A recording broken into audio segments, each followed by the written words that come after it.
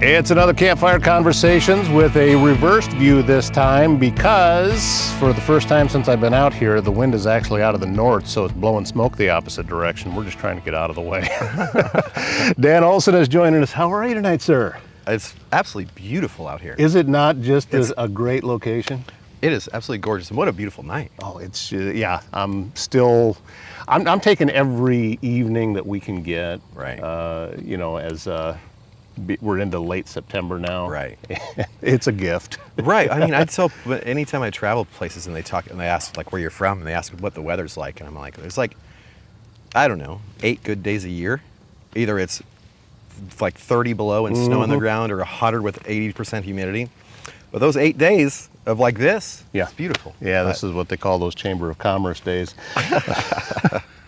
If you don't know, Dan with Sack of Lions, and how's things going with the band? Are you booking dates right now, or are you taking some time off? How's that going? We're still booking dates. We're actually playing. I mean, this probably will air after this, but this Friday we're playing with Randall King over the Slowdown. Yeah. Randall, great dude, wrote with Garth. I mean, Garth never has openers, but brought Randall out and had him open for him and stuff. And but no, we've been writing a lot. It's just, people get older and have kids, and yeah, that's true. Things change. But no, we released 4 singles last year and did quite a few shows, and I was doing a lot of solo stuff, and I've been doing a lot more writing now. Things have been going good with that. I mean, we just got nominated for a British CMA. I saw that. That is cool. You're up against some a few names that folks may know. Right. I was telling so what it is me and my brother Jeremy McComb. If you don't know who he is, an incredible artist out of Nashville, been touring forever. I mean, awesome guy.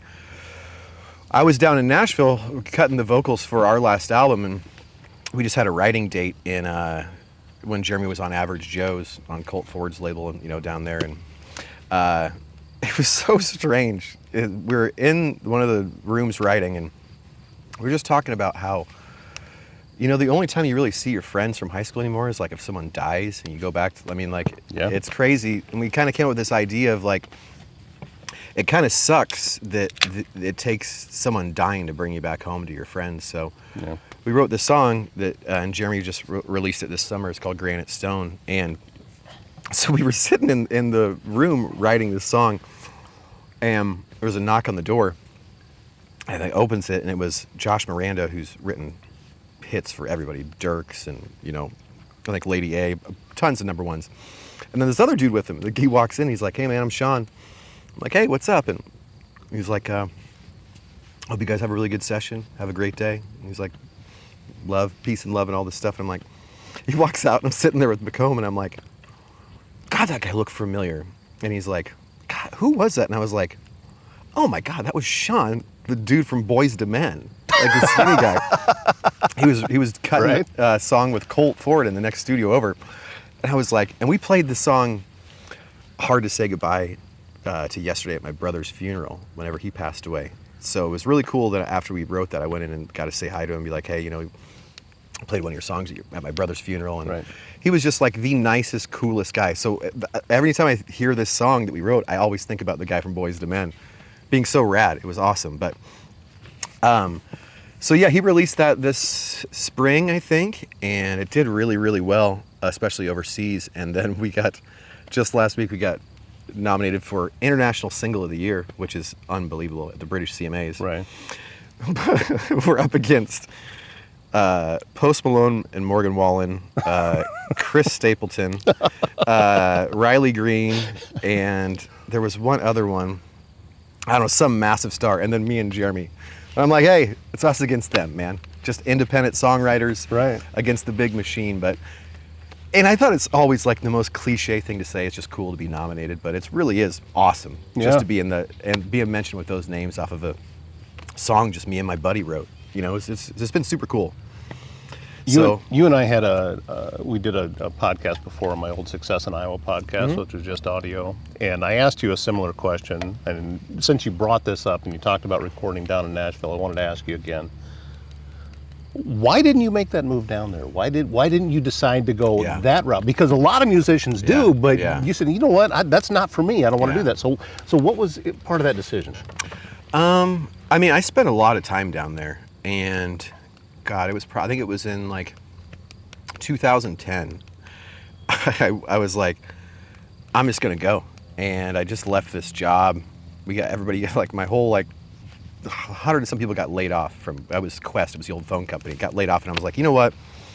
I'm just going. So I bought a one-way ticket to Nashville, rented a car, booked a few shows up in Kentucky, and I love like thoroughbred racing, horses and stuff. So I went up and by myself, my guitar, went up through like Lexington and saw all the thoroughbred farms and stuff, and just was really kind of just getting out of my head and out of the city. And I go to Nashville to stay with my buddy, and the very first day we were there, we're going to a Titans preseason game.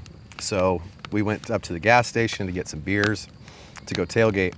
And on the way to the stadium, we're driving through East Nashville, and didn't hear anything. Windows were down, just driving.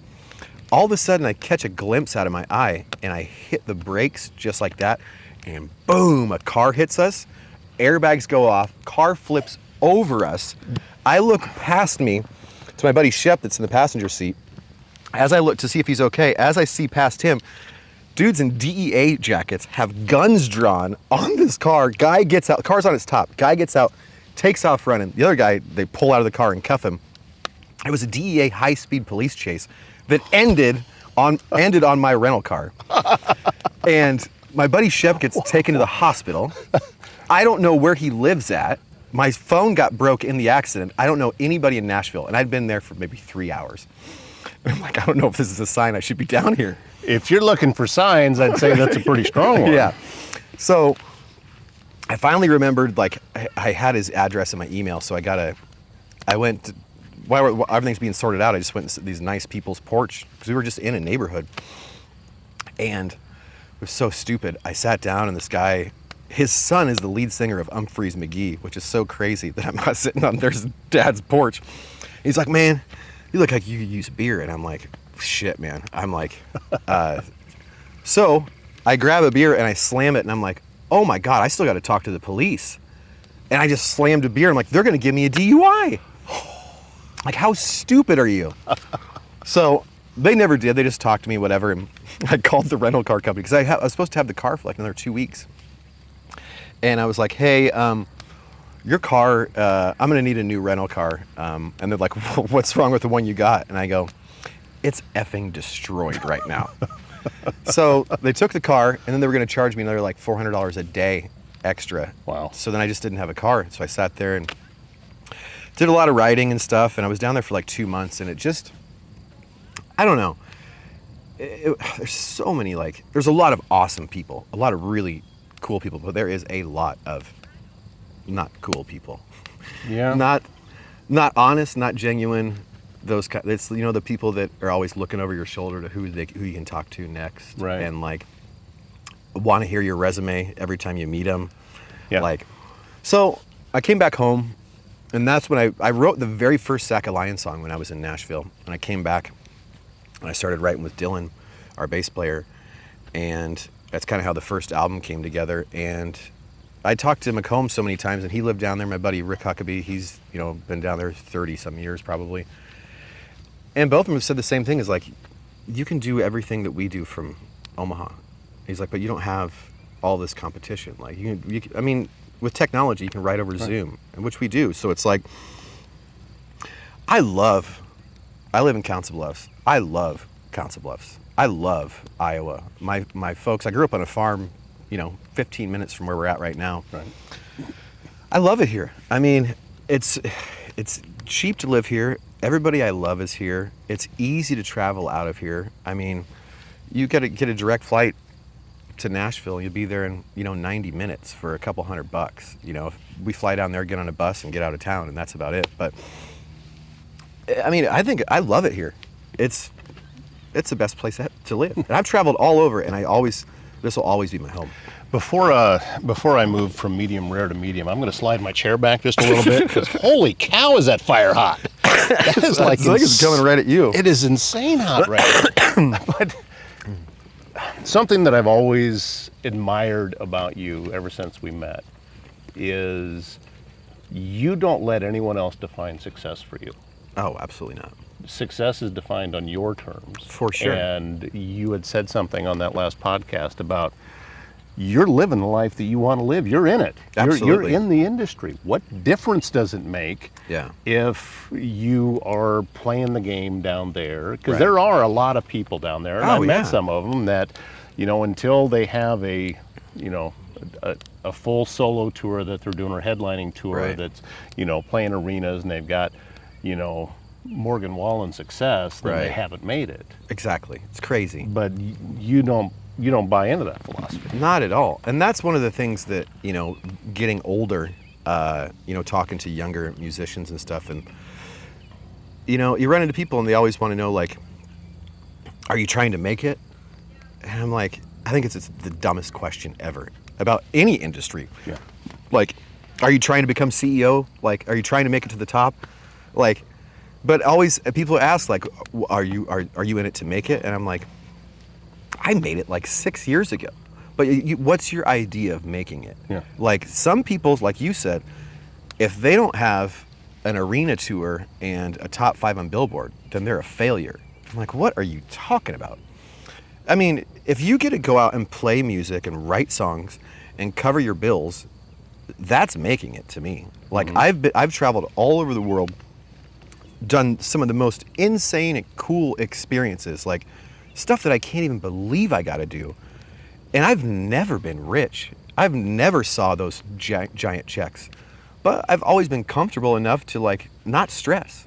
And I was just actually talking to a kid in my building when I was on my way out here about how, like, your life and experience is worth so much more than money. You can always make more money.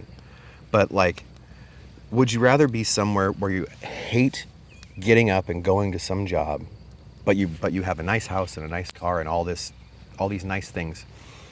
Or would you want to do something you love, where you wake up every morning genuinely happy, genuinely ready to experience this beautiful world? But you may not make as much money. I mean, sometimes you do, but I wish people would adjust their ideal, like you said, of success. Success is however you see it, not how everybody else around sees it, because who gives a what they think? I don't care what anybody thinks of me. I don't care if people hate my music or think that I was wasting my time, playing music for a living, and you're 40 years old and you're still out there, playing honky tonks and stuff. I'm having the time of my life. I've lived an amazing life, and it's all thanks to, like, people believing in me and trusting me and supporting me, and that's making it, man. I mean, I'll never have a Lamborghini, but I've made it years ago. And I wish more people thought like that. Like, it's someone else's idea of success should never be your idea of success. Well, and you talk about those people that are up on that success higher level and are doing some of these large tours and the radio hits and everything else. You're friends with these people. You know a lot of them. Sure. When you and I sat down and you started talking about, hey, I'd like to put together this show and do some interviews, and can you help me get this thing connected? And I'm hooking up the video for you in a studio, and I'm like, that's Cody Jinks. Yeah. What the heck, man? Yeah, dude, he's such an awesome dude. So that just in itself, I mean, you are living that life. Oh, yeah. And my guess is that if a lot of the folks thought about it, they would be envying what you have put together, because you have a lot more peace, I think, than some of those folks that are out there grinding and they're doing 300 dates a year and doing everything that they can do in order to see the numbers up on Billboard or wherever it is. No, and that's the thing, is that's one of the coolest things about, like, being in this business for as long as I have, is, man, I've got to, like, open for some of the coolest people. And there was one guy, and I won't mention his name. He's a 90s country singer. There's only one person I ever played with that was not a good person, but I'll tell you off air. But everybody, I mean, gosh, when Charles Kelly from Lady Antebellum Lady A, was doing his solo thing. We got to open for him at the waiting room. It was a sold-out show, and we're in the waiting room in Benson, in the green room, doing shots of whiskey with Charles Kelly. And like when Lady A was like the biggest country band. And we're just chilling back there doing shots of whiskey and like making videos with us. He's like, hey, you go to a Sack of Lion show, somebody's getting pregnant tonight. And I'm like, this dude has like 9 Grammys and he's just sitting here with me. Like, it's just surreal stories like that's making it to me. Like I get to hang out with people. I mean, I think we got paid like $80. I mean, split between 4 guys. Right. And then we also had like a $500 bar tab. So we're always in the hole every night. But it's not about the money, man. Like those are like things that you'll always remember. And yeah, it's cool. And all these people that I get to just like interact with. It's so surreal. Like when I was doing that interview with Cody Jinks, and it was like, all I need you for is 20 minutes. And we sat in there for 2.5 hours. And you're just doing this, just talking and you know, sharing stories with me he's never told before. And, you know, just me, like, and I did an interview with like Travis Howard, who wrote, you know, all Miranda Lambert's hits, and like did that Leslie Jordan album with Stapleton and Dolly and Tanya Tucker. And like, I'm like, you're texting me. I'm like, it's surreal. But it's like, that's worth more to me than like a 6-figure job, like those little experiences. I mean, I would rather be spending my last dollar on a plane ticket to go play a show where I'm going to make no money than sit in an office and hate my life. Yeah. You've done some pretty entertaining other projects too. I mean, you're working with somebody with making a pizza, and I saw this thing online, and it was edited together, so it was really, there was a lot of forward motion to it, and I found it extremely entertaining. Nice, it was that you did, and I could tell that this guy understands about the entertainment value to producing something like that, and it was pretty cool. It made me want to go out and get something to be able to make my own pizza. Yeah, so my buddy, he used to play in bands years ago. Like in metal bands, and you start it's like a musician's journey. You start in a punk band because it's just tons of distortion and 3 chords, and you can be as sloppy as you want. Then you evolve into whatever genre you want to do. But he was in this metal band, and you know, years later, he started this business, and it's called Urban Slicer, and they're in 3,000 retail locations, based right out of Omaha, Nebraska. And he just started this pizza dough company. And I was chatting with him, and he's like, hey man, if I send you some stuff, will you make some videos? And I'm like, if I get free pizza stuff? They have, you know, the dough and the sauce and the pepperonis and all this stuff. So I come home one day, and there's these like 2 giant boxes that says Urban Slicer Pizza on it. I'm like, all right. And so I've been doing, just having fun, making pizzas. Like, I like to cook. I started cooking probably too much during the lockdown. I started making bread during the lockdown. Right. I'm like, what? I can't go outside, and I'm only eating carbs. This isn't going to end well. But no, so yeah, I tell this also to people, is like my brother passed away when he was 17 and I was 15. And since then, I just have always decided to say yes to like everything. Within reason, obviously not illegal thing. I mean, some illegal things. But that's a different podcast. Yeah, exactly. That's the after dark version. Yeah. No, I just, like, he was such an amazing human being, my best friend in the world, and I'm like, since he doesn't get to experience anything ever again, he's gone. I just said, look, I would be so selfish to not go out and live a full life. I mean, if I just sat here and did this straight and narrow thing and, you know, 9 to 5 and come home and all this stuff, like, my brother doesn't get to experience any of this. So I'm like, I'm going to experience everything. I'm going to say yes to everything. When Macomb calls me and he's like, hey man, want to go do 6 dates outside Stockholm, Sweden? I'm like, yeah, when? He's like, 2 weeks. I'm like, buy the ticket, man, let's go. Or he'll call me and be like, hey man, I found this crazy trailer park resort in Joshua Tree. Do you want to go down there for a couple days and write? Let's go. Like, I just say yes, and it always ends up these crazy, weird experiences. We go to Sweden, and we're staying in Leo Tolstoy's house, because the guy who's hosting us is married to Tolstoy's granddaughter. where he wrote like half of his stuff out on this island in the Baltic Sea, and I'm like, how does this happen? But it's just like, just saying yes. Like, I'll say yes to literally almost anything, except for eating fish. I will never eat fish. No, you got a thing with fish. Oh, that's my only bugaboo is fish. But yeah, I just try to just live as much as I can while you're here, man. Life's so short, so just say yes, really.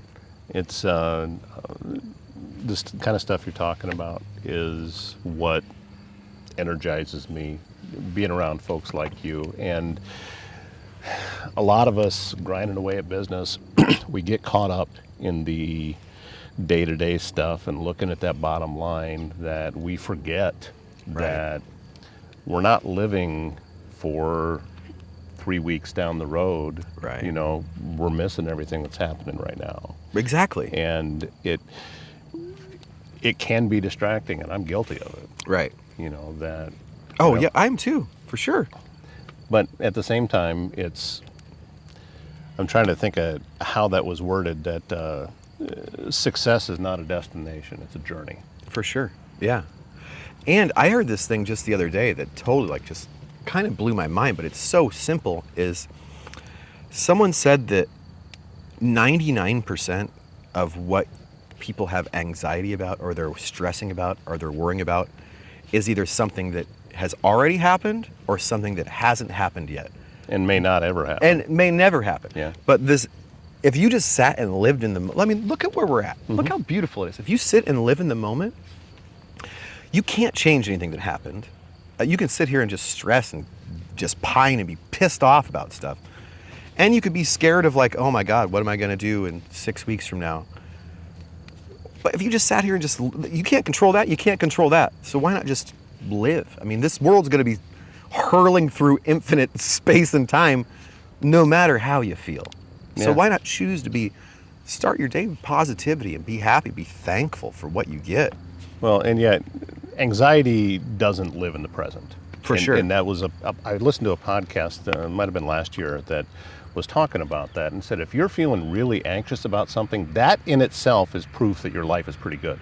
Right. Because you're worried about something that may happen, but what your life is now, you know, because if you're being chased by a rhino on the plains of Africa and your life is in danger, that's not anxiety you're feeling. Right. You No. know? So no. Your life's pretty good. Right. Things are pretty good right now. We're sitting next to a fire that's finally starting to cool down a little bit. We've got beer that Some was given to us by our host from Appreciate it. The Schneckloth family. And by the way, George Dahl, I'm going to be calling you for a sponsorship. Thank you very much. I love George. George did a lot of video work for us. He came and filmed, I think, for 2 days when we recorded our White Lightning album. We did it at ARC. And him and one of his buddies came and filmed all day. Then he filmed our album release show. Nothing but great things to say about George Dahl. George Dahl for president. Absolutely. I'd vote. He gave me a T-shirt once. He gave me a Busch Light T-shirt that was entirely too small for me, but I kept it anyway. One of the best descriptions I ever heard of what anxiety is, I thought it was so brilliant. It said, anxiety is your brain making up conspiracy theories about yourself. And I'm like, oh my God, that's true. You're just sitting there making up stuff. But also the hilarious comedian Bill Burr, he was on some show talking about, he's like, why are you worried about something that hasn't happened yet? He's like, worry about it when it happens, because it may never happen. You sit here and you stress about something that may never happen. And then life goes on and you just waste days and days of just pining and stressing over things that may never happen. Well, you and I are both fans of Marcus Aurelius. Oh yeah, and, I got all his stuff tattooed on me. Yeah, the book Meditations, and he talks about it. And I don't have the quote directly, but the general idea of it is that whatever it is that you're anxious about, you can deal with that with the same skill that you've dealt with every other problem that you've ever had. Right. We're still breathing. That means that we have had the skill to work through all kinds of stuff. Right. Because life, nobody gets out of life alive, and we're all getting, roughed up along the way. Yeah. Worrying about it isn't going to make it any better. It does nothing. It's not going to improve anything. Right. Now, that's easier said than done. For I sure. deal with anxiety all the time. Absolutely. But that doesn't mean that it's not true, Right.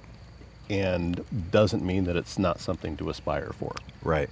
And I'm not saying that like I have this beautiful, amazing life. Like I get anxiety, I get stressed, and like, you know, but you have to talk yourself out of it. Because there's many times that I'll be like, oh my God, what am I doing? This is crazy. Like serious, like panic attack, like anxiety. You just got to be like, live right now. Like what's around you? Like look where you're at. Like look at your surroundings. Like live in the present and talk yourself out of it. Like life is good. Like zoom out to the outside of this planet. Look how insignificant all these problems are. Think about how massive the infinite universe, and we're on this tiny like speck, and you're worried about getting brakes for your car, or I mean just a random thing. Like obviously it's something to worry about, but like I get the same stuff. I still have anxiety about things, but you just kind of talk yourself out of it, kind of get into like realize how beautiful life is, what a gift it is, and what you're worrying about, like you said, could never happen. So I just spent some time in Colorado, standing on the side of a mountain, looking out over, and I put a post up just today on social media saying that sometimes you need a reminder that life is about the little things, and sometimes those little things are us. For sure.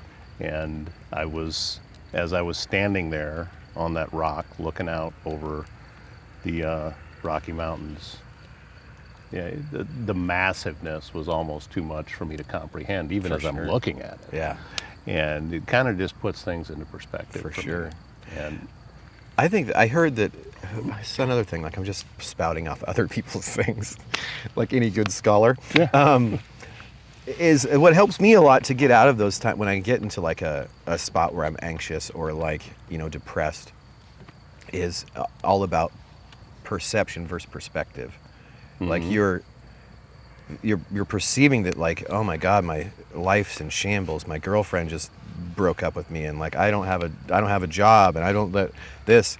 But then that's what your perception is. But if you have a perspective of it, of like what actually is, like I'm healthy, I have an amazing support group around me, I have wonderful parents and friends, and like, but you perceive as like your world's ending, but your perspective should be life's beautiful, and things come and go. And like another great quote is that time is your ally. Like I think it was Tom Hanks that said it. Another quote from another person is that he was like, you know, just wait. Like, you know, he's like, you think you got everything figured out, everything's going awesome, just wait. It's gonna come back. You think that your world is over with, just wait. Everything works its way out. It's always going to be okay. Don't make these rash decisions in times of like desperation. Like, just take a breath and let it play out. I recently went through one of those genealogy sites, just looking back and tracking ancestors and stuff like that. And you know, we got great-great-grandfathers who were just a few generations removed that were gone before I was ever born. And that's all they will ever be now, is gone. Right. And I'm sure that they had things that they were worried about and everything else, but what does it matter now? Right. You know, yeah, and, I mean, and the farther back you go, you keep seeing, you know, people in your lineage that, I mean, I traced them back as far as, I was into 1599 on one line. Yeah. That's awesome. These people, their actions and things that they did led directly to me existing, that they have no knowledge that I ever would exist. Right, exactly, You know? exactly. So it works out. It does. It works out. And also, that's when you talk about that, is when you start to like think and stress about things. I mean, this is kind of a morbid thing to say, but in 2 generations, no one's going to remember you or say your name again.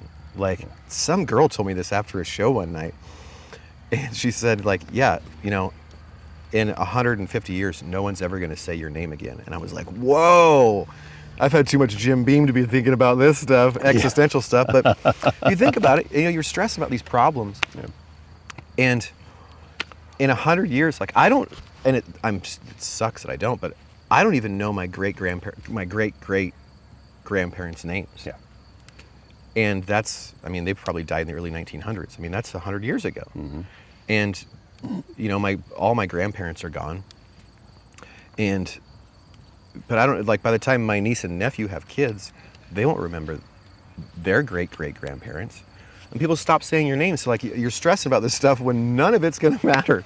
I mean, who knows where this will all be in 100 years from now, but, God, I live by kind of the term of just like let it rip. Life rips, man. Just go out and do it. That's the idea, is to not let that thought depress you. Right. That it doesn't matter. Yeah.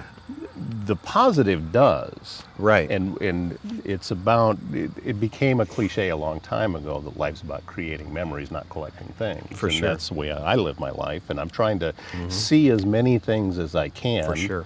Before, you know, I hit the finish line. Right. And there's a lot of things that I haven't seen, and let's be real, that all takes money to be able to do For it. sure. That's why I do what I do. Right. But at the same time, not missing out. Yeah. You know, because we're sitting here and we're in Western Iowa, for folks that are, and you can't really see a whole lot behind us, but there are some cows up there. There are some cows. There's a few chickens I've heard, but looking back the other direction, which is on the other side of the camera, you can see there's a harvest going on. That the corn is mostly out. Folks going by on a gravel road that kicks up dust as they're driving by. Beautiful evening. It's, you know, mid-70s right now, no wind. Just gorgeous. Beautiful. Outside. And we're sitting next to a fire, drinking a beer that somebody else gave to us. Yeah, I'm drinking a free beer. Yeah. That's the best beer. It's free beer. What better way to be able to spend an evening, you know, waxing nostalgic and philosophical on all kinds of things that absolutely, you know, man. Somebody 2,000 years ago wrote. Yeah, I mean, that's when you talk about, like, not to make that no one's going to remember you depressing. I think it's beautiful because of I don't know if I'm sure maybe you've heard the Jason Isbell song that If We Were Vampires, like, it's such a beautiful idea of a song that, like, if we were vampires and lived forever, like, none of this shit would matter. Like, you would, like, it's just a finite time we're here. So, like, you only get so many first kisses. You only get so many, like, you know, experiencing like something amazing. You only get so many of these. But if you lived forever and ever and ever, none of that stuff would matter. Like, I'm here for as long as I want to be.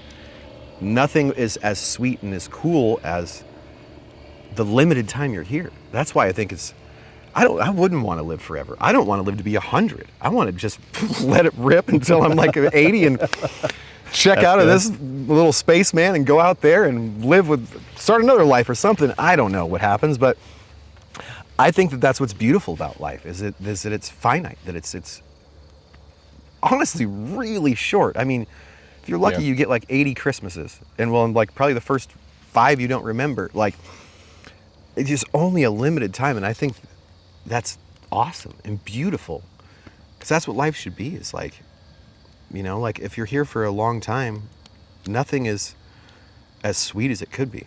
I think it's beautiful, and I'm here for it. Well, it's no wonder that you're such a good songwriter, because you see the concepts. It's a different thing entirely to get it down into words and put it into some type of way that it's structured and rhymes if you want it to, and that kind of thing. But still, you have to have the thoughts behind it. And, well, thanks, man. Man, we've got squirrels chattering and crop dusters and little UTVs, little gator running up and down the road, and it's fall in Iowa. It's a beautiful place, and Western Iowa and the Less Hills. There's a reason I called my company Less Hills Media, because I'm a fan of this part of the world, and getting out and hiking. It's like the Rockies light. Yeah, where we live. It's not. I love not an elevation thing, but it's pretty. What's that? Like just right outside, over by Crescent at Hitchcock Park. Yeah, Hitchcock. Yeah. Beautiful Nice little cabins out there. Like, Western Iowa's, I mean, people don't, maybe we shouldn't be talking about it so much, Well, because people might start moving here. Excuse me. And we don't want that. But isn't it true? Is it true that only here and like in China are the only two like? The only places, and China's destroying theirs. Oh, Yeah. shocking. Yeah, they're destroying theirs. So, But the same, like, what is it? Windblown hills? Is that what? I mean, I live here. I should know this stuff. yeah, and I've heard the nickname, calling it glacier dust. Oh. It's very loamy, and there's not much to it. I used to own a house that there was a hill almost straight up and down behind it, and somebody, which I think was about 100 years ago, had buried some bottles up there, and erosion caused them to break free, and they started falling down the hill. So I saw them, so I went climbing up. Ground just kept giving away as I was climbing, because there's just nothing to it. Right. But yeah, it's a very powdery substance, and we've got some great parks in this area in order to be able to take advantage of it, from Hitchcock up to Preservation Canyon, or south to Waubonsee State Park. Right. And, for anybody that's listening, they know nothing about any of these places, but it's very beautiful, and this county that we live in is a tremendous park system. And For sure. It's you got me feeling it right now, man. Good. I tell you what, even like people that from around here will say like, why do you live in Council Bluffs? Like, why didn't you ever move away? Like, kind of what you asked me. Like, why didn't you move to Nashville? Like, why don't I truly, genuinely love living here. I think that, it's beautiful, it's peaceful, it's calm, hardly any crime, really, extremely affordable to live. I mean, what's great about Council Bluffs is there's tons of like small businesses, like people, that entrepreneurs that you can support and get everything that you want from, small businesses. And it's quiet, it's cool, man. I think that, like I said, I've traveled almost every state except for Alaska, and been over to Europe 5-6 times, and this is honestly my favorite place. I absolutely love it here. And even if, I guess I can't say that. I was gonna say even if my family wasn't here, I'd probably be here, but I don't know. That's a big part of it too, is having my family here. But well, yeah, but that just adds to it. Yeah, no, it's. I tell everybody the same thing, like, why do you live here? I'm like, because it's awesome, it's beautiful, it's peaceful, it's some of the best people you'll meet. When you travel around, you run into a lot of fake people and people that are too busy to talk to you or out to get something from you. In a lot bigger cities, but here everybody's pretty genuine. They shoot you straight, and sometimes too straight, but it's a good, honest community, and it's beautiful. Well, and I do. There is a difference, and I'm not comparing. I'm not saying one is better than the other, but there is a difference whether you were on the east or west side of that river. Yeah. From Council Bluffs over into Omaha. For sure. And that is what my focus remains with what it is that I'm doing, and focusing on what's happening on this side of the river. Omaha's got enough people putting a spotlight on it over there. Right. And yeah, Council Bluffs does have its problems, just like everybody. Place has its problems. For sure. Unfortunately, I think that there is an abnormally bright spotlight shown on the negative for sure, from the other side of the river. Right. They have as many problems as we have, percentage-wise, but the purpose of what it is that I'm doing with this podcast and with my company and producing podcasts for other people and all of it that goes along with it is, my belief is, the brighter a spotlight you put on the positive, the less comfortable the negative is being around it. Right. So that's my goal. Yeah. That's why I have guys like you or, any of the guests that I have had on with this podcast. This is the kind of stuff that I want to talk about. Yeah. I want to show that, we've got really talented people that are in this area. Absolutely. And again, I'm not I'm not disparaging Omaha. It's No. not that. No. I go over there and enjoy myself. Me too. You know, We're playing a show there. I mean, most of our shows Right. the local shows are in Omaha. I have some of my dearest friends live in Omaha. I have nothing. I love Omaha too, but you get this. I don't know, this stigma that people think that Council Bluffs is like, well, and I hate it, but people call it Council Tucky. Yeah, that's frustrating. It is, because it's also frustrating to the folks in Kentucky. I mean, it's like, because Kentucky's a beautiful state. Kentucky is absolutely gorgeous of a state. I love Kentucky. It's beautiful. But like, anytime that I would be around people like Omaha people, and they say like, oh, Council Tucky, and I'm like, it's the Beverly Bluffs to you. Yeah. It's Council Boogie. That's what we call it. Yeah. No, it's like I think I've described it as, well, you live in Omississippi. Yeah, You know. exactly.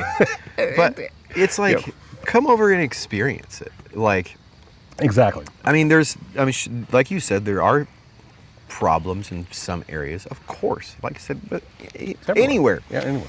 But overall, I mean, there's a lot of really hard-working people that come out of Council Bluffs. A lot of my friends are business owners that started on their own, built these businesses, went through hard times and good times. And that's what I love about Council Bluffs in Western Iowa, is there's so many people that, what I absolutely adore is people that bet on themselves.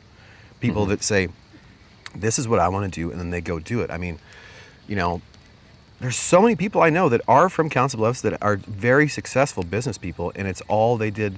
Obviously not, but they need support. Everybody needs support to do things, but they bet on themselves and went out and did it. And that's what's beautiful about Council Bluffs. I think that's a lot of what Council Bluffs is hardworking, genuine people that go ahead and say Council Tucky. Go ahead and talk crap about Council Bluffs. We'll be over here sitting here with just a great city, all that casino money rolling in, fixing our roads and all this stuff. We'll take them. Bring more casinos. I don't care. But I think that's kind of the lifeblood of Council Bluffs, and that's what's beautiful about this city, is that it reminds me of a small town. I mean, it's a big, small town. Yeah. I mean, a lot of people, and it's full of people that, push up their sleeves and go out and get work done. And even if they are working for another company, they're all really hard-working people. Obviously, you have some dirt bags, but you have that.